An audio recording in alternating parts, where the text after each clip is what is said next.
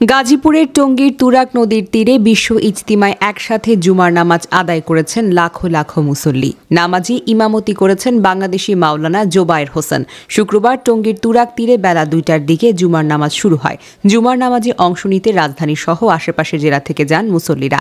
এর আগে বৃহস্পতিবার মাগরিবের পর ভারতের মাওলানা ইব্রাহিম দালোয়ার আম বয়ানের মধ্য দিয়ে শুরু হয় ৫৮তম বিশ্ব ইজতিমার প্রথম পর্বের প্রথম ধাপ। এখানে ঢাকার একাংশ সহ বাংলাদেশের ৪১ জেলার মুসল্লিরা অংশ নিয়েছেন। ৩০টির মতো দেশের হাজারো বিদেশি মেহমান আছেন। উর্দু ভাষায় মূল বয়ান বাংলা ছাড়াও ইংরেজি, আরবি, ফার্সি সহ কয়েকটি ভাষায় রূপান্তর করা হচ্ছে। আয়োজকরা জানান, দ্বিতীয় ধাপের ইজতেমা চলবে ৩ থেকে ৫ই ফেব্রুয়ারি পর্যন্ত।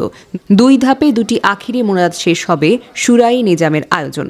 এরপর ১৪ থেকে ১৬ই ফেব্রুয়ারি অনুষ্ঠিত হবে সাদপন্থীদের ইজতেমা। ফলে এবারই ৩টি আখিরি মোনাজাতের মাধ্যমে শেষ হবে ৫৮তম বিশ্ব ইজতেমা।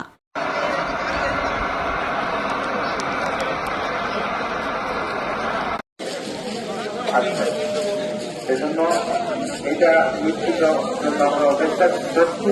ততক্ষণে আমরা আল্লাহ তাআলার কাছে মনোনীত থাকি। ইনশাআল্লাহ আল্লাহ তাআলা এত বড় নামাজও